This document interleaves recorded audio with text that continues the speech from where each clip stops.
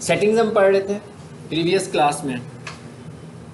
देखिए ये हमारा जो कोर्स है ना, ये कोई टिपिकल कोर्स की तरह का नहीं है। इसको करने का तरीका थोड़ा सा समझ लें कि ये प्रैक्टिकल चीज़ें हैं सारी। और ये डिजिटल मार्केटिंग का तो मतलब यही है ना कि आप मार्केटिंग करना चाहते हैं, तो आप अगर कुछ नहीं करेंगे तो इसका मतलब है कि अगर आप कुछ करेंगे तो शायद आपको 50% समझ में आ जाए। तो अगर आप कुछ नहीं करेंगे ना, अगर ये समझेंगे कि मेरे लेक्चर देने से आपको सब कुछ समझ में आ गया, तो आपको कुछ करने की ज़रूरत नहीं है, तो फिर तो आप कुछ नहीं कर पाएंगे। अगर आप प्रैक्टिस करेंगे तो शायद आपको लगे कि आपने कोई 50% कुछ काम कर लिया। तो अगर आप प्रैक्टिस भी नहीं करेंगे तो फिर तो आपको लगेगा कि जब आप लगेगा उस वक्त जब आप कुछ करने लगोगे तो कुछ नहीं होगा आपसे। तो इसका तरीका ये है कि अभी हम जो जो कुछ पढ़ने लगे हुए हैं इसको साथ साथ इम्प्लीमेंट करना शुरू कर दें। और चैनल बनाने के लिए हमें कोई गवर्नमेंट से अप्रूवल तो नहीं लेना ना यार, खुद से ही बना ले अपने इंटरेस्ट के मुताबिक। जिसको जिसमें इंटरेस्ट है उसको पता है कि यार वो 2-3 वीडियोस रोजाना इस टॉपिक के ऊपर लिख सकता है। अपना इंटरेस्ट देखो, अपना सर्च वॉल्यूम चेक करो कि भाई मेरा ये इंटरेस्ट है तो इस इंटरेस्ट का सर्च वॉल्यूम कितना है, क्या इस पर लोग वीडियोस देखना पसंद करें। क्योंकि अगर आपका इंटरेस्ट की सारी चीज़ें ऐसी हों जो 10% से ऊपर ही ना जाती हों तो आपका चैनल तो ग्रो ही नहीं करेगा ना। आपके चैनल ने तो ग्रो उसी वक्त करना है जब कम से कम 50+ सर्च वॉल्यूम हमें दिख रहा हो कि इतने लोग देखने वाले हैं उस टॉपिक को। अच्छा जी, ये था हमारा सेटिंग। जनरल में गए थे, चैनल पे गए थे, ऐसे ही है ना। यहाँ आकर हमने कहा था कि क्या करने हैं जी, चैनल के कीवर्ड्स लिखने हैं। कितने लिखने हैं? 500 कैरेक्टर्स में। और ये सबसे पहला काम है जो आपको करना है, क्योंकि ये तो बहुत इंटरेस्टिंग कोर्स है, लेकिन अगर आप इसको प्रैक्टिकली नहीं करेंगे तो बिल्कुल इंटरेस्टिंग नहीं है और ये आपके किसी काम का भी नहीं है। क्योंकि ये कोर्स तो ये है कि आप समझ लो कि मैंने गाड़ी का सेल्फ लगाना होता है, गाड़ी चल पड़ी ना जब, तो मुझे आप पीछे कर दें और आप आगे आ जाएं। अगर आप आगे आएंगे तो आपको फ़ायदा होगा, ठीक है। तो अगर आप आगे नहीं आएंगे तो इसका मतलब है कि आप कुछ नहीं कर सकते। इट्स जस्ट थ्योरेटिकल नॉलेज या एक सेमिनार है जो आप मुझसे लेने लगे हो कि आपको नॉलेज तो होगा मगर आप इसका कुछ कर नहीं सकते। क्योंकि नॉलेज इसलिए होगा मैं बोलता हूँ रोजाना आकर, तो जहन में कोई ना कोई बात थोड़ी बहुत तो जहन में रहेगी ना आपके कि ये चीज़ है ये चीज़ है, लेकिन असल चीज़ तो हैंड्स ऑन प्रैक्टिस है आपकी। वो नहीं करेंगे तो बात आगे नहीं बनेगी, ठीक है। तो मैं एक्सपेक्ट कर रहा हूँ आज मैंने थोड़ा सा ही काम कराना है ताकि आप खुद जाकर इस चीज़ों को इम्प्लीमेंट करें। और मैं आज एक तो ये जो कुछ मैंने पिछली क्लास में कराया था उसको मैं एक रिकॉल देता हूँ और उसके बाद हम देखते हैं सर्च वॉल्यूम चैनल कैसे बनाएं, ठीक है। मैं तो किसी चीज़ के ऊपर बात करूंगा, लेकिन आप सब ने तो अपने अपने इंटरेस्ट के चैनल बनाने हैं। आप बिजनेस करते हैं, आपने अपने हिसाब से बनाने हैं। जो घर वाली फीमेल्स हैं उन्होंने खुद सोचना है उन्होंने किस टॉपिक पे, ठीक है ना, वो कुकिंग पे चैनल बना सकती हैं। आप डिजिटल मार्केटिंग कर रहे हो, मेरे से डिजिटल मार्केटिंग पे चैनल बना सकते हो, लेकिन क्योंकि अभी आप सीख रहे हो, इनिशियल फेज पे हो, तो उस पर इतना मटीरियल नहीं होगा आपके पास। लेकिन आपके जो अपने दूसरे इंटरेस्ट हैं आप उन पर चैनल्स बना सकते हो। चलिए ये हो गया। उसके बाद ये थी इसकी एडवांस सेटिंग्स। यहाँ पर आप ऑडियंस वगैरह बताते हो आकर, ठीक है। उसके बाद ये क्या लिखा हुआ आ रहा है, गूगल ऐड अकाउंट। अगर ये आप एडवांस जब गूगल ऐड पढ़ लोगे मुझसे, यूट्यूब भी पढ़ लिया होगा, फिर आप एडवर्टीजमेंट करना चाहते होगे, तो यहाँ इन वीडियोस की तो हम बूस्ट करते हैं ना, जो आप यूट्यूब पे वीडियोस देख रहे होते हो, तो यही वीडियोस होती है ना। मैं एक टीवी के ऊपर कोई टॉक शो देख रहा हूँ तो अचानक एक वीडियो मेरे सामने आ जाती है, तो वो वीडियो बेसिकली तो यूट्यूब से ही आती है, यूट्यूब की वीडियो ही होती है ना, लिंक यूट्यूब का ही होता है। तो इसका मतलब क्या हुआ कि हमने यूट्यूब से ही प्रमोशन रन करनी है कि भाई मेरी ये वाली वीडियो जो है इसके लिए मैं 1000 रुपया स्पेंड कर रहा हूँ तो इसके मुझे व्यूज़ बढ़ा दो। अब ये वो वाला नहीं है जो मैनुअल तरीका है, फेक तरीका नहीं है ये वाले जो व्यूज़ अगर आप लोगे गूगल से लोगे वो लाइफ टाइम होंगे, वो फेक व्यूज़ नहीं होंगे। लेकिन ये अलग बात है कि वो बिजनेस ओरिएंटेड होंगे कि नहीं होंगे, ये एक अलग टॉपिक है। बिजनेस ओरिएंटेड क्या चीज़ होती है अभी हम ये डिस्कस करेंगे। उसके बाद हमने क्या पढ़ा था, फीचर एलिजिबिलिटी किया था ना ये भी। अच्छा, उसके बाद हमने क्या कहा था, जो नहीं किया होगा मुझे बता देना आपने। अपलोड डिफॉल्ट्स, इस जगह आए थे कि नहीं आए थे? ओके। अपलोड डिफॉल्ट्स नाम से पता लग रहा है, अपलोड का मतलब क्या है कि जो हम अपलोड कर रहे हैं, और डिफॉल्ट्स का क्या मतलब है कि भाई ऐसा कंटेंट जो हम चाहते हैं कि हमें बार बार अपलोड ना करना पड़े, खुद से पहले से ही लिखा हुआ नजर आ जाए। मतलब आप जब भी कोई वीडियो लगाते हैं, आपकी जो वीडियो होती है बेसिकली, अगर मैं ये कहूँ कि उसके अंदर मुझे क्या क्या लिखना पड़ता है, उसके अंदर मुझे टाइटल लगाना पड़ता है अपनी, आता है ना वेबसाइट, एक हर वीडियो का एक टाइटल होता है, हर वीडियो की डिस्क्रिप्शन होती है, हर वीडियो के टैग्स होते हैं, ये चीज़ें तो कॉमन है ना हर वीडियो के लिए। तो अब हम ये कह रहे हैं कि भाई मैं जब वीडियो अपलोड करता हूँ तो मैं चाहता हूँ कि वहाँ पर कुछ ऐसा कंटेंट मैं लिखता हूँ जो कॉमन है मेरा सब वीडियोस के लिए। अब इट इज़ नॉट पॉसिबल कि सारा कंटेंट ही कॉमन हो। अगर सारा कंटेंट कॉमन होगा तो मेरी वीडियो तो एक ही देखी जाएगी ना, बाकी की तो देखी नहीं जाएंगी। लेकिन कुछ कॉमन हो सकता है। वो कैसे हो सकता है? मतलब मैं ये कहूँगा मेरे टाइटल में कुछ कॉमन होता है, बिल्कुल नहीं होना चाहिए। क्योंकि अगर आपका टाइटल कॉमन है तो लोग तो उस वीडियो को देखेंगे ही नहीं, उसकी रीच ही नहीं बढ़ सकती। अलबत्ता डिस्क्रिप्शन में बहुत सारे सेक्शन हैं। डिस्क्रिप्शन में सबसे पहला सेक्शन क्या होता है कि आपका कीवर्ड जिसको आपने फोकस किया हुआ, उसके बाद आपका अबाउट सेक्शन जिसमें आप अपने चैनल के मुतालिक बता रहे होते हो, फिर आपका वीडियो का अबाउट वीडियो जिसमें आप उस वीडियो के अबाउट वीडियो वाला सेक्शन आप पहले डिफाइन तो नहीं कर सकते कभी भी, वो तो हर वीडियो के लिए चेंज होगा। मगर अबाउट चैनल वाला जो सेक्शन है वो तो आप खुद बता सकते हो ना, क्योंकि आपने जो चैनल के मुतालिक बात करनी है वो आपने बताना कि नाम ये मेरा ये चैनल है, इस चैनल का ये नाम है, इस चैनल का ये पर्पस है और इस चैनल पे मैं इस तरह की वीडियोस लगाता हूँ। तो ये वाला जो कंटेंट है ये मैंने सब वीडियोस में लगाना है। तो इसका मतलब क्या हुआ कि मुझे हर दफा कॉपी पेस्ट करना पड़ेगा या टाइप करना पड़ेगा।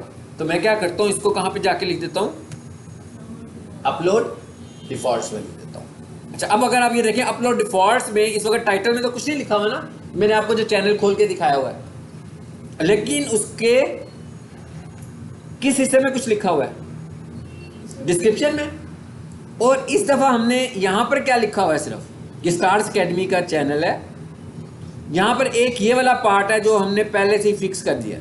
दो पार्ट्स हैं जो हमने फिक्स किए हुए हैं। एक पार्ट कौन सा है, ये वाला फॉर फर्दर डिटेल्स, यानी ये कौन से वाला पार्ट है, कॉन्टेक्ट अस वाला पार्ट है। अब हर चैनल के ऊपर आप देखते हैं कॉन्टेक्ट अस वाला पार्ट हर चैनल की तो प्रॉपर्टी होता भी नहीं है। जो लोग अपनी वीडियो से अर्निंग करना चाहते हैं तो वो तो ये नहीं चाहते हैं, यानी उन्होंने कभी भी नहीं कहा आपसे कि हमसे कांटेक्ट करें। वो तो सिर्फ यही कह रहे हैं भाई व्यू करो, लाइक करो, शेयर करो, यही कह रहे हैं वो। लेकिन आपकी शॉप है ना, आपने एक प्रोडक्ट लगाई है आज, तो जब आपकी प्रोडक्ट को कोई बंदा देखने लगा हुआ है तो आपका गोल क्या है कि लोग आपसे कांटेक्ट करें, लोग आपकी शॉप पे आएँ, या लोग आपको ऑनलाइन ऑर्डर प्लेस करें, या लोग आपको फ़ोन पर ऑर्डर प्लेस करें, या लोग आपसे फ़ोन पे क्यूरी करें। इसका मतलब क्या हुआ कि इस सारे काम के लिए हमें अपना कॉन्टैक्ट पोर्शन तो देना चाहिए ना। सर्विस के लिए अब ये फ़र्क पड़ गया ना कि एक बंदे का थीम कुछ हो रहा है, एक बंदे का थीम कुछ हो रहा है। एक बंदा बिजनेस के लिए चैनल बना रहा है, एक बंदा व्यूज़ के लिए चैनल बना रहा है। तो जो बंदा बिजनेस के लिए चैनल बना रहा है वो ये सारी इन्फॉर्मेशन एक दफ़ा लिख देगा, क्योंकि बार बार लिखने की ज़रूरत नहीं पड़ेगी। अच्छा, उसके बाद हम क्या कहते हैं, बेसिकली हम डिजिटल मार्केटिंग करते क्यों हैं, हम अपनी ऑडियंस बढ़ाने के लिए करते हैं। मतलब ट्रेडिशनल मार्केटिंग भी तो हो ही रही है ना, लेकिन हम कह रहे हैं भाई ट्रेडिशनल मार्केटिंग हो रही है, उसके प्लेटफॉर्म एक खास हमारे पास मौजूद हैं, उन प्लेटफॉर्म से आगे जाके तो हमारा बिजनेस नहीं बढ़ता ना। लेकिन हम चाहते हैं कि अब हमारा बिजनेस बढ़ना चाहिए, तो हम उन प्लेटफॉर्म पर भी चले जाएं जहां पर और तरह की ऑडियंस बैठी हुई है। मतलब जिस बंदे ने पीक सॉल्यूशन में दाखिला लेना है, ठीक है, अगर तो पीक सॉल्यूशन की एडवर्टीजमेंट जो है वो बैनर्स की है, पीक सॉल्यूशंस की एडवर्टीजमेंट जो है वो स्टूडेंट टू स्टूडेंट है या न्यूज़पेपर है, तो ये तो एक यहाँ हैंडबिल्स हैं, तो ये तो एक ट्रेडिशनल मार्केटिंग स्ट्रेटजी है ना, या यूँ कह लें ये ऑफलाइन मार्केटिंग स्ट्रेटजी है, ऑनलाइन तो नहीं है, डिजिटल तो नहीं है। तो हम ये कहते हैं कि भाई पीक सॉल्यूशन में इधर से तो बिजनेस आता ही आता है, जितना भी आ रहा है ये तो बिजनेस हमारा बहुत ज़्यादा है, लेकिन बहुत ज़्यादा बिजनेस वो भी है जो हम मिस कर रहे हैं।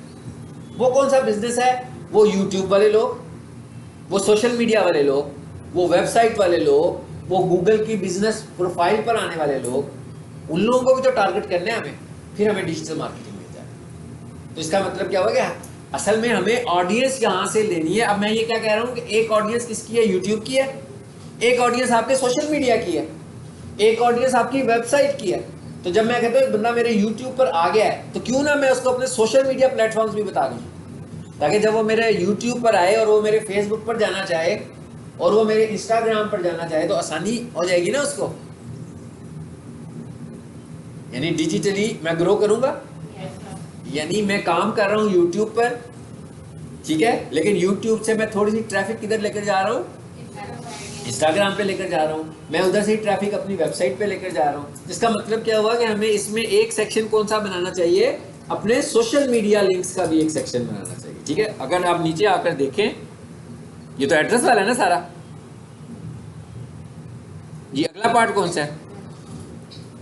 ये हमने सोशल मीडिया का भी एक पार्ट बनाया हुआ है। एक और चीज आपको नजर आ रही होगी, यहाँ पर फॉर्मेटिंग हुई हुई है ना। आमतौर पर तो फॉर्मेटिंग नहीं होती यूट्यूब के कंटेंट में, क्योंकि यहाँ पर तो कोई फॉर्मेटिंग की ऑप्शन ही नहीं है। मतलब ये माइक्रोसॉफ्ट वर्ड तो नहीं है ना कि हम बोल्ड कर सकें। तो ये भी आपको मैं एक टूल बताऊंगा जिसकी मदद से हम यहाँ फॉर्मेटिंग कर सकते हैं, ठीक है। खास तौर पर फॉर्मेटेड टेक्स्ट हो तो कॉपी पेस्ट भी नहीं होगा, बिल्कुल नहीं होगा। अभी अगर मैं यहाँ पर क्लिक करूँ तो हो सकता है मैं इसको,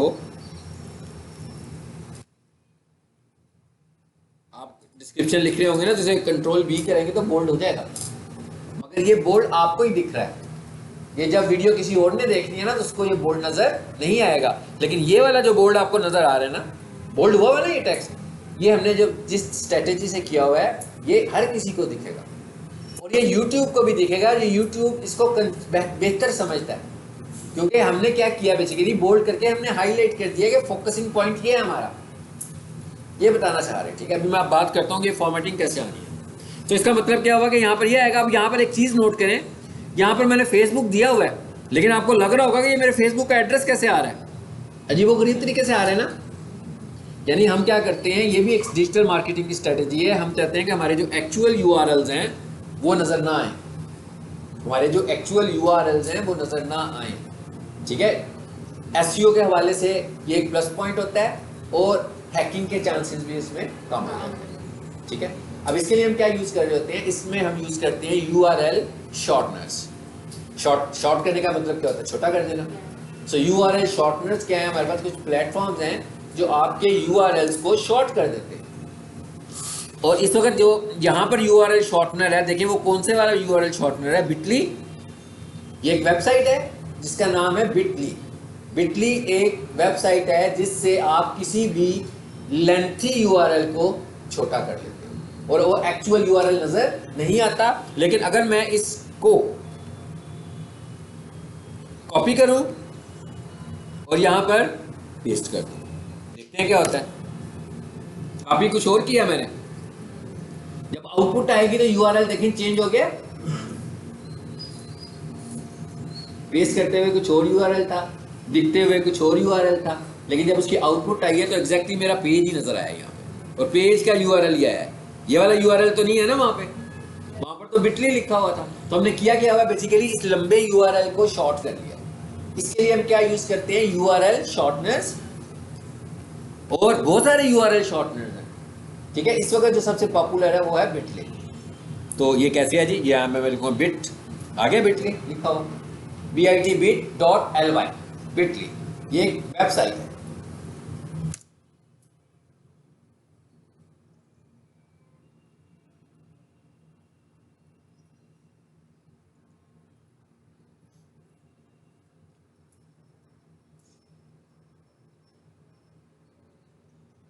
जी, अब जरा URL को शॉर्टन करना है मैंने, एक आपको समझाने के लिए इसी एड्रेस को दोबारा कॉपी कर लेता हूं।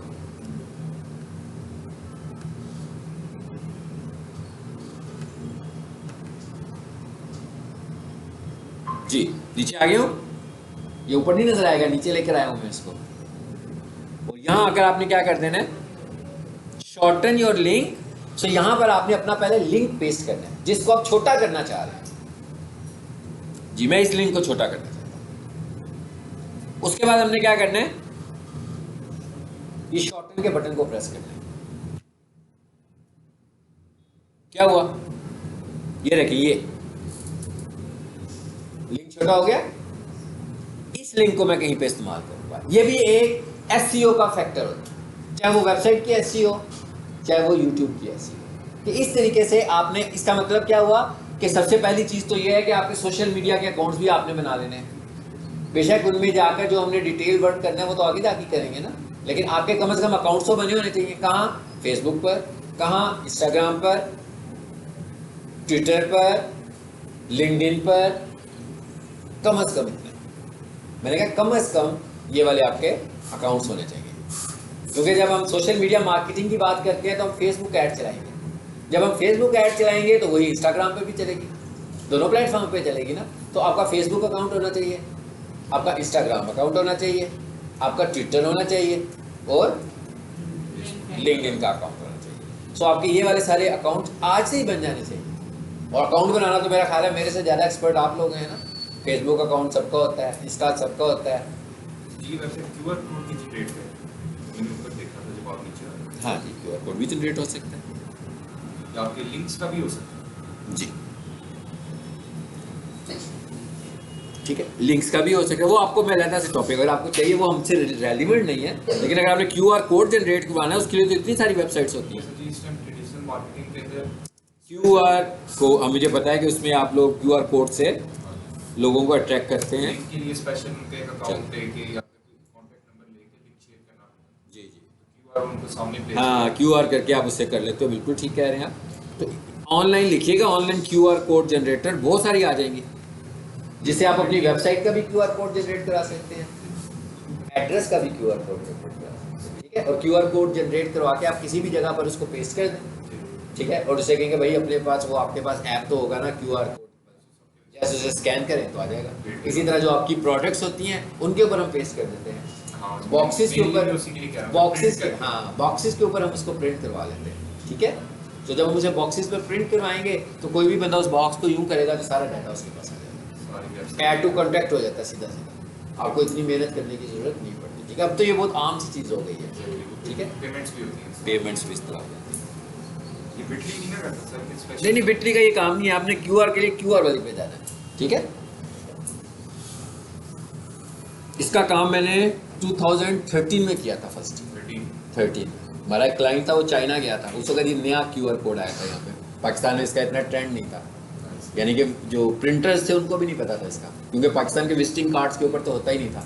जो चाइना में थे ना, वो चाइना के सारे विजिटिंग कार्ड पे कुछ भी नहीं था होता, सिर्फ QR कोड होता था, खाली कार्ड, बिल्कुल प्लेन कार्ड और ऊपर QR कोड लगा हुआ है। बस वो कहते थे भाई स्कैन करो सब कुछ ले लो, कोई मोबाइल नंबर कुछ नहीं, सब कुछ कहता है भाई स्कैन करके आपको मिल जाएगा, स्कैन करें साथ ही ऐड टू कॉन्टैक्ट कर दें, सारी चीज़ें आपके पास आ जाएंगी। और कॉन्टैक्ट्स में जो हम कितनी सारे कॉन्टैक्ट्स में डिटेल दे रहे होते हैं वो सारी ऑटो सेव हो जाएंगी। 4-5 तो प्लेटफॉर्म्स होते हैं। हाँ, उसमें वेबसाइट भी देनी होती है, एड्रेस भी देना होता है, वो जो QR कोड में आपने सेव कर दिया सब कुछ उसमें आ जाएगा, ठीक है। चलें जी, अब ज़रा आगे चलते हैं बात को लेकर। कहाँ थे? यहाँ थे। तो इसका मतलब क्या हुआ, ये भी क्रिएट करने हैं, ये तो सबको पता नहीं ये क्या चीज़ है, तो बताने की ज़रूरत है मुझे। ये क्या है? इमोजीज है मेरा, आपको पता है आपके हर मैसेज में इमोजी होता है ना, इमोजीज के बगैर मैसेजेस ही कंप्लीट नहीं होते हैं। तो ये इमोजीज हैं, ये इसके अंदर भी मौजूद हैं। और अभी आपको मैं एक वेबसाइट बताने लगा हूँ, कौन सी वेबसाइट?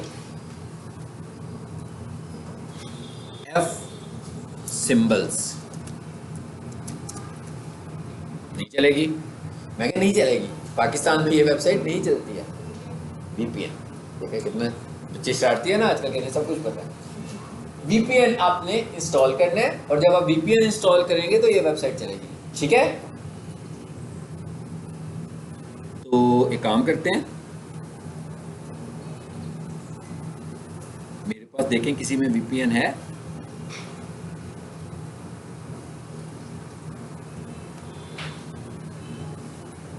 अगर मैं आपको ये सब कुछ बता रहा हूँ तो VPN भी होगा फिर, इसका मतलब है, ठीक है। तो कोई सा भी VPN आप रख लें, आ गया। देखिए यहाँ चल गई ना F सिंबल्स। जैसे ही आप कोई VPN लोगे, ये VPN को भी मैंने एक क्रोम एक्सटेंशन के तौर पर इंस्टॉल किया हुआ है, पूरा सॉफ्टवेयर इंस्टॉल करने की जरूरत नहीं है, ठीक है। सो मैंने इस जगह कौन सा इंस्टॉल किया हुआ है, आप कोई सा भी कर सकते हैं, ठीक है।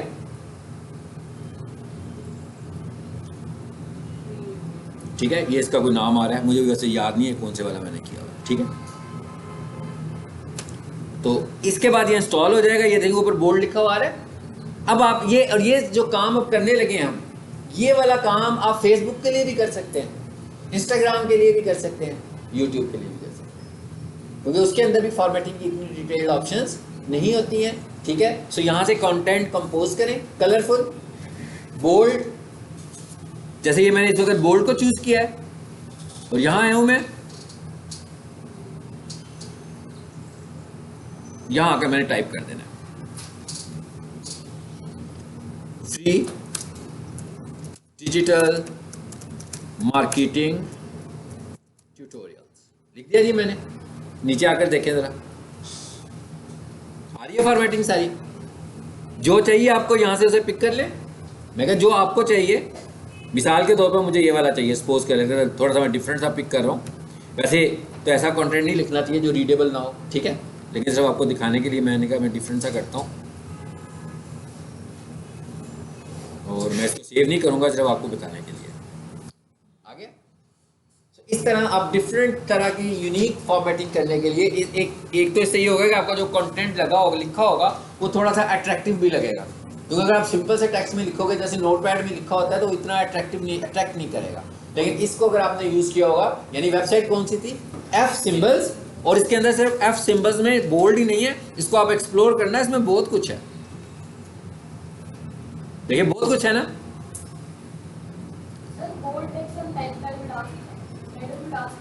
किसमें 100% उसके लिए तो कर रहे हैं। मैंने कहा उसी के लिए ही तो कर रहे हैं। आपने क्या करना है, बेसिकली एसईओ की स्ट्रेटेजी क्या है कि आपने टेक्स्ट को हाईलाइट करना है जो आपका कीवर्ड है, यानी आपने जिस टॉपिक पे वीडियो बना रहे हैं वही शुरू में लिखना है सबसे, और उसी को आपने बोल्ड करना है। वही आपने डिस्क्रिप्शन का पहले पार्ट में लिखना है और उसको फिर आपने बोल्ड करना है। तो होगा क्या, YouTube को पता लग जाएगा कि भाई आपके कीवर्ड्स कहाँ कहाँ हैं। समझे, YouTube को समझ में आ जाएगी भाई ये जो आपने बोल्ड किया हुआ है ना, ये आपका कीवर्ड है। अच्छा अब जरा और नीचे आए।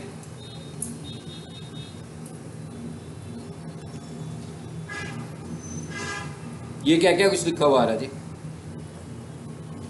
Face, small caps, underline, wavy, कितना कुछ आ रहा है। सो यहाँ से जो जो कुछ आप लेना चाहते होंगे,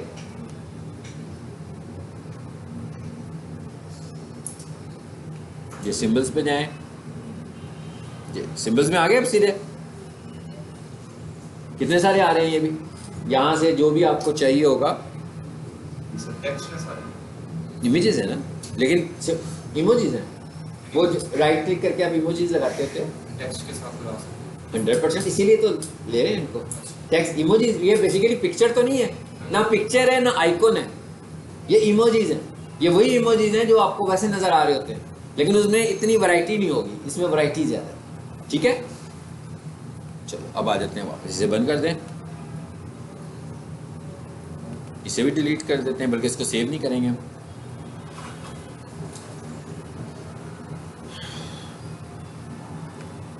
यानी अब आपको पता लगे डिस्क्रिप्शन में बेसिकली क्या है। अगर मैं डिस्क्रिप्शन को कहूँ कि भाई आपकी YouTube डिस्क्रिप्शन कैसी होनी चाहिए, हाँ,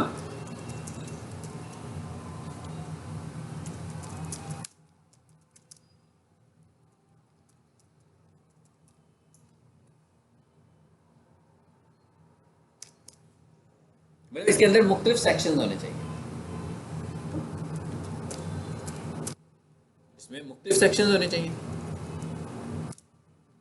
पहला सेक्शन क्या होगा, अबाउट वीडियो वाला, सबसे पहला सेक्शन, इसलिए कि जिस आपने जो टाइटल में जो कुछ लिखा हुआ है वो आपका कीवर्ड है ना, तो वो कीवर्ड आपने टारगेट करना है डिस्क्रिप्शन के पहले हिस्से में। सबसे पहला हिस्सा क्या होना चाहिए, आपके कीवर्ड के मुतालिक होना चाहिए, क्योंकि जिस टॉपिक पर आपने वीडियो बनाई है, आपका टॉपिक टाइटल में नजर आ रहा है, और उसके बाद आपका टॉपिक डिस्क्रिप्शन के पहले हिस्से में, पहले, अब आप चाहें तो उसको पैराग्राफ की सूरत में लिख लें, और चाहें तो उसे लाइंस यानी बुलेट की सूरत में लिख लें, लेकिन आपका जो कीवर्ड है वो शुरू में नजर आना चाहिए, जिसको आप पहला पैराग्राफ कह रहे हैं। ठीक है, सो इसका मतलब क्या हुआ कि एक सेक्शन क्या होगा, अबाउट वीडियो वाला,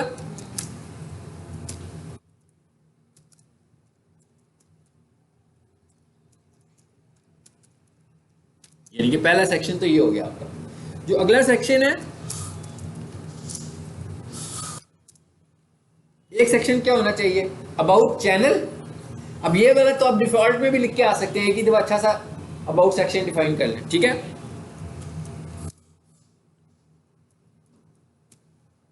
ये वाला चैनल आप बना दें, अबाउट चैनल का एक। अच्छा,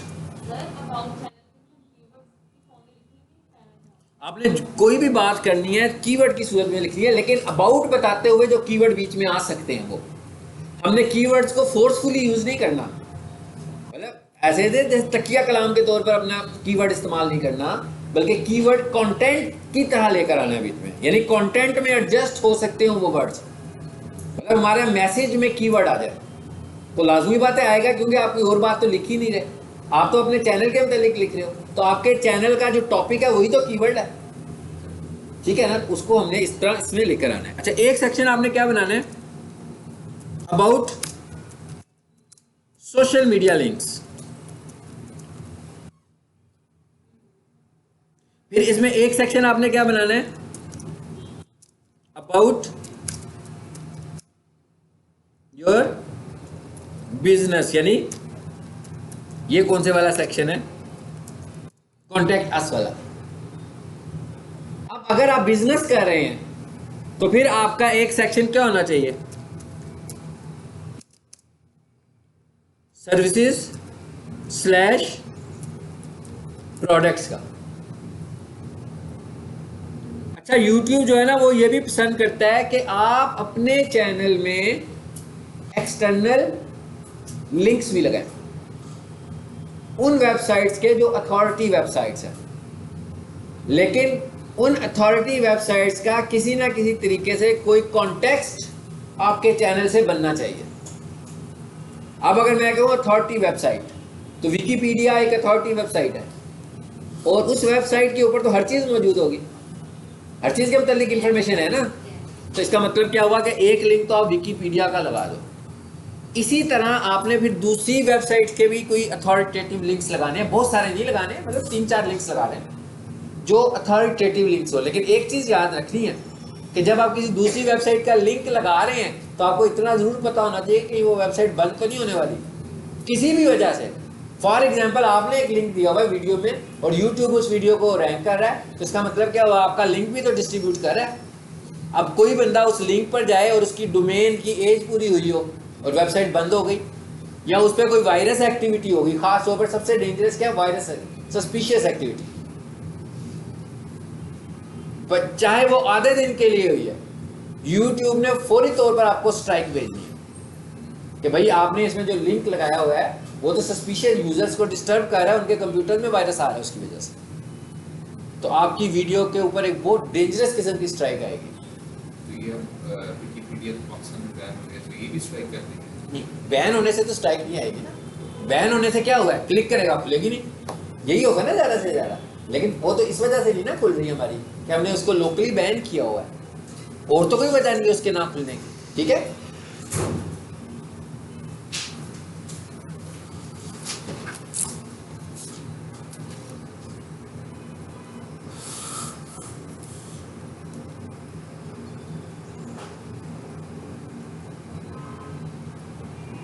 अटेंडेंस स्टूडेंट्स लगवाइएगा, अनीशा,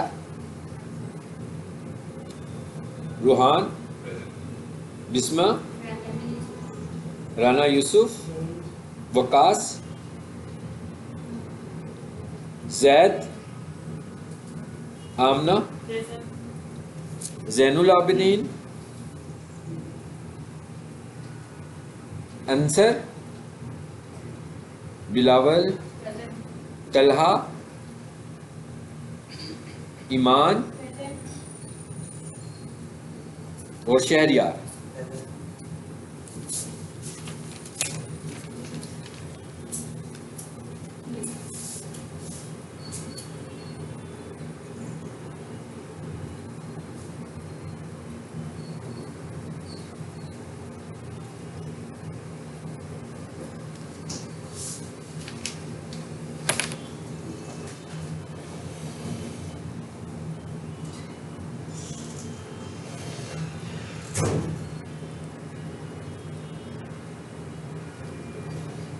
जी, सर्विसेज का आ गया।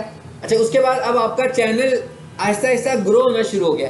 अब हमने चैनल पे बहुत सारी वीडियोस लगा दी हैं, मतलब 5 वीडियोस लगाई हैं, 10 हो गई हैं, 100 हो गई हैं, 50 हो गई हैं, 500 हो गई हैं, 1000 हो गई हैं। इसका मतलब क्या हुआ, बहुत वीडियोस हैं आपके चैनल पर अब आ गई हैं। लेकिन आपने क्या करना है, आपने अपने चैनल पे वीडियोस के लिए कैटेगरीज बना लेनी है, क्योंकि हर वीडियो एक जैसी तो नहीं होगी ना, वीडियोस की टाइप होंगी। उस कैटेगरी को हम बोलते हैं प्लेलिस्ट।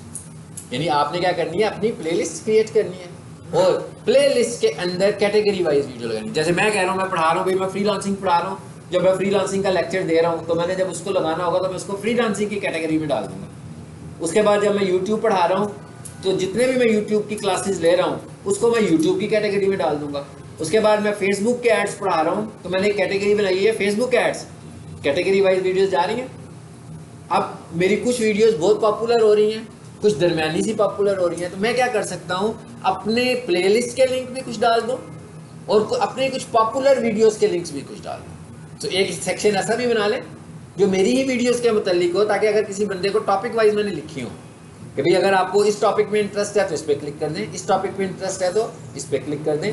या हो सकता है कि आज मैं यूट्यूब का दूसरा लेक्चर पढ़ा रहा हूँ तो वहाँ पर मैंने लिख दिया पहले लेक्चर के लिए इस लिंक पे क्लिक कर दो, ताकि कोई भी बंदा मेरा दूसरा लेक्चर पढ़ने के बाद जब पहला पढ़ना चाहता हो तो उसे डिस्क्रिप्शन में बेशक लिंक मिल जाए उसका। सो इसका मतलब क्या हुआ कि मैं आसानी भी पैदा कर रहा हूँ, चीज़ों को डिफाइन भी करने लगा हूँ। तो इससे क्या होगा मेरी ये बेसिकली ये जितनी बातें बता रहा हूँ बस कर क्या रहे हैं बेसिकली ऑप्टिमाइजेशन स्कोर इंप्रूव कर रहे हैं। जितना अच्छा हमारा ऑप्टिमाइजेशन स्कोर होगा हमारी वीडियो उतना अच्छा रैंक करेगी। ठीक है, तो ये हमने कुछ सेक्शंस पढ़ लिए। और ये वाला जो सेक्शन है डिस्क्रिप्शन का, इसमें हम 7000 कैरेक्टर्स में डिस्क्रिप्शन लिख सकते हैं। टू मच, बहुत ज़्यादा है ना। कई लोग तो अक्सर ये कहते हैं कि भाई ये तो वीडियो लगा रहे हैं, इतना लिखने की क्या ज़रूरत है। हाँ, ये तो है ही वीडियो, क्यों लिखें हम, इस पर लिखने की ज़रूरत नहीं। और कई लोगों ने नहीं लिखा होता, कम लिखा होता है। बेसिकली ये लिख हम किसके लिए रहे हैं, लिख हम इसलिए रहे हैं ज़्यादा से ज़्यादा चीज़ें लिख रहे हैं और हमने अपने कीवर्ड्स को भी फोकस करना है। फिर मतलब एक यहाँ पर बात खत्म होगी, फिर एंड पे जब हमारे पास जगह बच गई है ना, तो हमने अपने चैनल के ऊपर जिस तरह की मैक्सिमम वीडियोस लगा रहे हैं उन सब वीडियोस को मेंशन करना है, कीवर्ड्स को मेंशन करना है। यानी क्या, digital marketing tutorials, free digital marketing classes, online digital marketing course, social media marketing courses, Facebook ads, आगे से मेरे जो जो फर्दर टॉपिक्स हैं मैं सारों को कीवर्ड की सूरत में लिखने लगा हूँ। और जब मैं इन चीज़ों को रिपीटेडली लिख रहा हूँ, मिसाल के तौर पे मेरे पास 500 वीडियोस हो गई हैं, अब 500 वीडियोस में मेरे कीवर्ड लगे हुए हैं, तो कोई बंदा जब सर्च करेगा तो यूट्यूब ने जब वीडियोस निकालनी है तो उसमें सबसे ज़्यादा कंटेंट तो मेरी वीडियो में नज़र आ रहा होगा, तो निकलेगी ना मेरी वीडियो भाई। इसका मतलब क्या हुआ, ये एक दिन में होने वाला काम भी नहीं है ना, ये आहिस्ता आहिस्ता बेहतरी की तरफ जाएगा। ठीक है, अच्छा उसके बाद एक सेक्शन कौन सा है आपने और ऐड करना है इसमें, और वो कौन से वाला सेक्शन है, वो है हैशटैग्स का। एक कौन सा था, लिंक्स, जिसमें मैंने कहा था कि YouTube वीडियो के लिंक्स ही हों। और एक सेक्शन मैंने क्या कह दिया, ये मैंने जो नंबरिंग कर रहा हूँ ये मैं अपनी तरफ से ही करने लगा हूँ भाई, ये कोई ऐसा नहीं है, कोई फॉर्मूला नहीं है। ठीक है, ये तो मैं बता रहा हूँ कि हम जिस तरीके से करते हैं ताकि आपको याद हो कि कम से कम भाई इतनी चीज़ें हमने अपनी डिस्क्रिप्शन में टॉपिक वाइज बतानी है।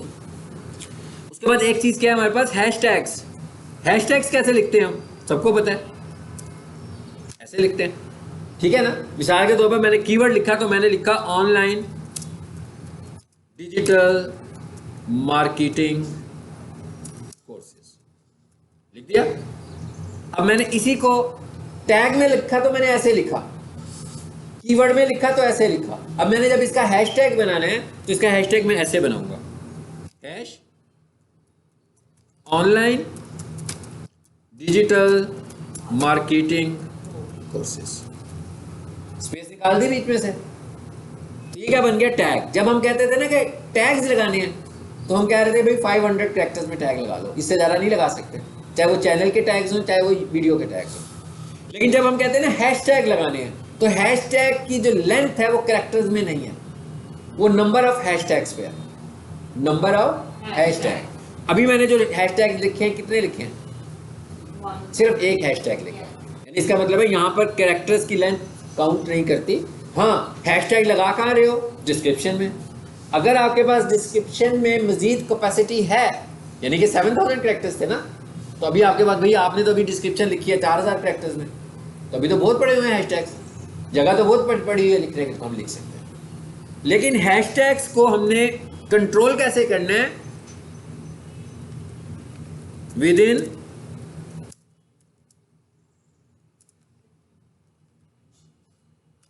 ठीक है, कितने लिखने चाहिए, 16 to 19, ये भी बहुत ज़्यादा है।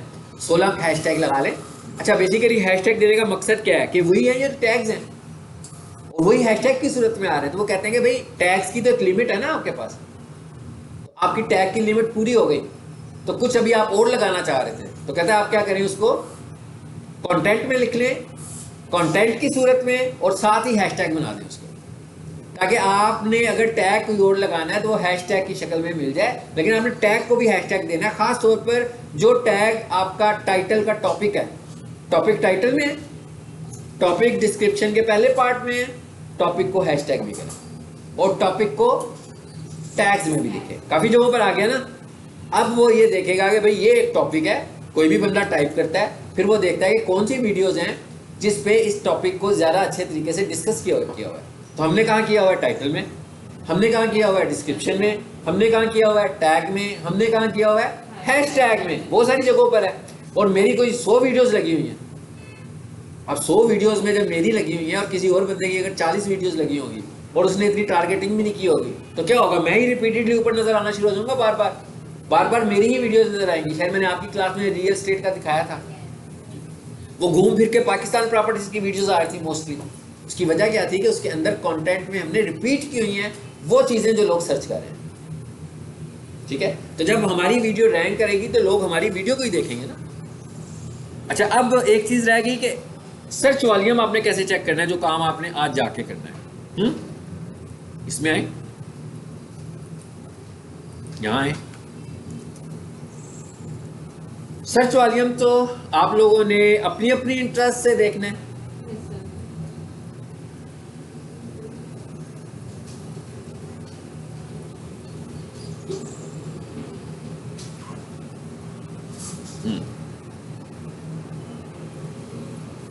यहाँ आते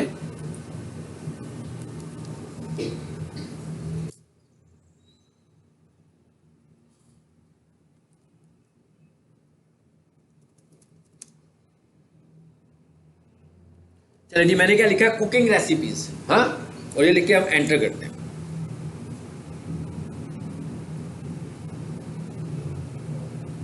कितना है सर्च वॉल्यूम, 36। इसका मतलब क्या होगा, टारगेट करें, किसको करें टारगेट, किस चीज की कुकिंग को टारगेट करें, फीमेल्स बताएंगी, अब कोई बंदा तो नहीं बता सकता, बिरयानी को करें। ठीक है,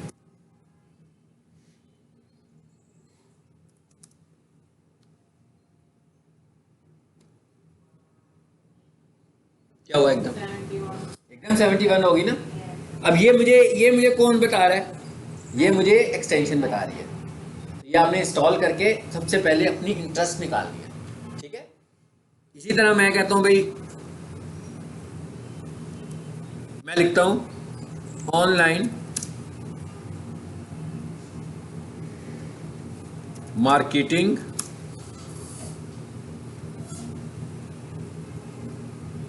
बिजनेस, लिखते हैं 40।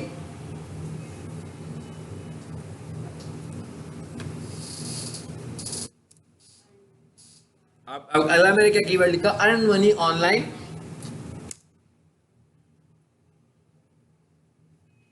थोड़ा सा बढ़ गया उसका। ठीक है, अच्छा अब इधर आ जाते हैं, मैंने लिखा real estate business,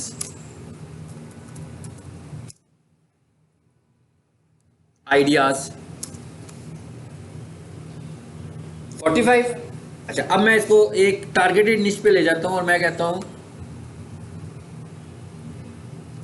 block wise rates eight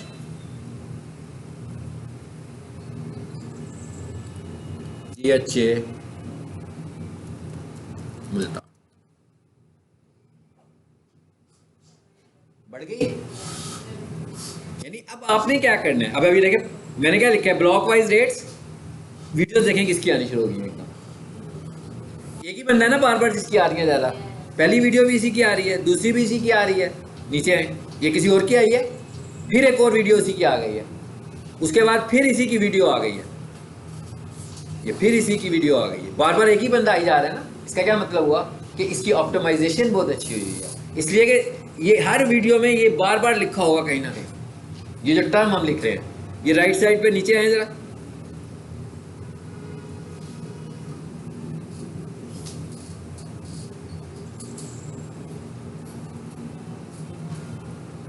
block wise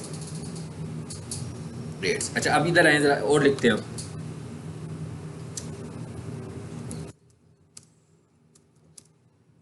आपकी क्या प्रोडक्ट है जी, बोलते हैं।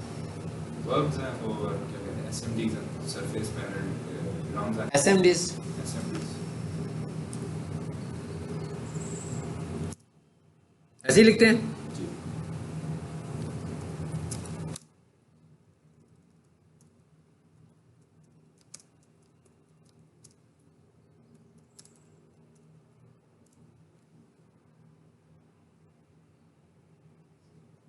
है ना, सर्च वॉल्यूम कितना है, 63। एसएमडीज अच्छा क्या है, अभी देखते हैं नीचे क्या है। हाँ ये वो यही है, वो ऊपर तो ऐड आ रहा है ना, सही। गूगल ऐड आ रहा है ऊपर से, ठीक है। तो ये देखें ना, ये अब आप इसकी जितनी फ्रीक्वेंटली वीडियोस बनाएंगे और आपको आइडियाज भी मिलेंगे वीडियोस कैसे बनानी है। आपने इनके थंबनेल से आइडिया लेना है, ये सारा सेलिंग आइडिया है, ठीक है। अब आप कोई और बनाना चाह रहे हैं जी, मैं कहता हूं क्या लिखा मैंने, बिजनेस आइडियाज।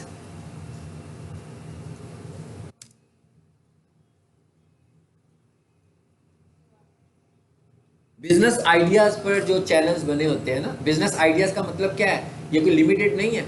मतलब एक बंदे ने बिजनेस आइडियाज का एक अपना चैनल बना लिया, वो रोजाना क्या करता है, रोजाना वो किसी नई जगह पर जाता है और किसी नई शॉप वाले से जाकर मिलता है, उससे पूछता है कि भाई क्या सेल करना चाहते हो, क्या सेल चल रही है, क्या ऑफर चल रही है। फिर उसके हिसाब से वो वीडियो का पॉइंट कंपोज करता है कि किस तरह की वीडियो बनाई जाए, उसका एक अच्छा सा अट्रैक्टिव सा थंबनेल बनाता है और फिर उसको अपने चैनल पे लगा देता है। ये एक आइडिया है। जैसे आप एसएमडीज भेज रहे हैं, ठीक है, ट्यूबलाइट्स, पट्टियाँ और क्या, फैंस, एलसीडीज, एयर कंडीशनर, कितनी चीज़ें हैं, ठीक है। अब वो जो बिजनेस आइडिया वाला बंदा है वो रोज़ाना किसी नए दुकानदार के पास जाता है और रोज़ाना एक वीडियो लगा देता है। उससे होता क्या है कि हर रोज़ डिफरेंट बिजनेस आइडिया उसके चैनल पर आता है। कभी लैपटॉप आ रहा होगा, कभी मोबाइल आ रहा होगा, कभी इलेक्ट्रॉनिक्स की चीज़ें आ रही होंगी, चेंज होती जा रही है ना चीज़ें बार बार। उनके चैनल बहुत ग्रो करते हैं। यहाँ लिखें जरा, अभी मैंने लिखा कमर्शियल किचन इक्विपमेंट जी।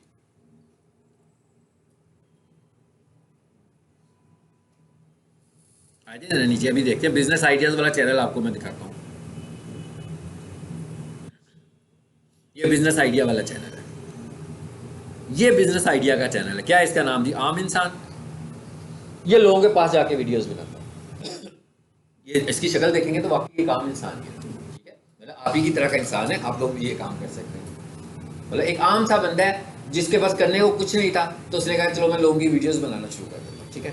अब ये जो जिस बंदे का ये बिजनेस है ना, वो अपने चैनल पर ये वीडियो लगाएगा तो उसको इतनी अच्छी रिस्पॉन्स नहीं मिलना जितना अच्छा इसने रिस्पॉन्स लेना। उसकी वजह क्या है, उसकी वजह यह है कि मैन्युफैक्चरर के पास तो एक ही प्रोडक्ट है भाई, वो रिपीटेडली उसी के ऊपर घूमता रहेगा ना। लेकिन जो ये वाले भाई साहब हैं, इन्होंने तो रोजाना नया बिजनेस का माइंड लेकर जाना है किसी बंदे के पास। किसी दिन ये हफीज सेंटर चला जाएगा, किसी दिन हाल रोड चला जाएगा, किसी दिन आपकी शॉप पर आ जाएगा, किसी दिन कहीं चला जाएगा, किसी दिन फिर उसने किसी दिन प्लान बना लेना है इंस्टीट्यूट्स का, तो कभी स्टार्स अकेडमी चला जाएगा, कभी यूएमटी चला जाएगा, कभी ठीक हाँ, कभी वो जो शॉप्स हैं जहाँ पे सस्ती चीज़ें मिलती हैं उस मार्केट में घुस जाएगा जहाँ से किसी को पता नहीं होगा कि कितने की कौन सी चीज़ मिल रही है। तो अब अगर मैं इसकी इस वीडियोस को देखूं, इस पर क्लिक करें सर, ये मैं आपको आइडियाज़ दे रहा हूँ कि आपको चैनल कैसे बनाना है। और इसके चैनल पर जाएं, इसको छोड़ते हैं हम, इस वीडियो को नहीं देखते। इसको तो क्या हुआ, 4 महीने में 3.4 लगी हुई हैं। और इसकी वीडियोस पे जाएं, ये देखें कितने व्यूज़ हैं, 62,000। 3 महीने पहले इसने वीडियो लगाई है, 62,000 व्यूज़। मैं इस चैनल को इसलिए दिखा रहा हूँ कि मैं एक चैनल की मार्केटिंग करता था, तो उनके चैनल पे जब हम वीडियोस लगाते थे तो इतने व्यूज़ नहीं आते थे। इसके चैनल पे लगाए थे तो लाख से ऊपर हो गए थे। इनको बोलते हैं इन्फ्लुएंसर्स। इन्फ्लुएंस कर रहे होते हैं ना, ये मुख्तलिफ किस्म का काम करते हैं ना, एक चीज़ पे काम नहीं कर रहे। हाँ, मैंने कहा किसी एक चीज़ पे वीडियोस नहीं बना रहे हैं। नीचे आते हैं जरा, ये 10,000 व्यूज 1 साल पहले, ये 26,000 व्यूज। और इसके टॉपिक्स देख लें, क्या एक टॉपिक है? आप वीडियो का थंबनेल देख रहे हैं ना, हर दफा किसी नई जगह पर जा रहा है, हर दिन किसी नई जगह पर जा रहा है, तो ये उसका बिजनेस है। और ये करते क्या हैं? ये करते हैं कि भाई ये क्या लिखा है जी, आला मयार का बाजार, मुनासिब कीमत पर गारंटी शुदा फर्नीचर। हाँ, पता नहीं हो ना हो, उससे लेना देना इसका कुछ नहीं है। उसने वीडियो बना दी, लोगों ने देख ली, उसने जो अर्न करना था वो अर्न कर लिया, उसको 33,000 व्यूज मिल गए। ठीक है, अभी मैं आपको किचन की चारों दिखा दूं। ये इसको ये थंबनेल हमने दिया था, मैं इसको ये थंबनेल हमने दिया था, इसने किसी और वीडियो में भी इस थंबनेल को यूज किया हुआ है। हाँ, नीचे जाएंगे तो वो वाली वीडियो भी आएगी जिसकी मैं बात कर रहा हूँ।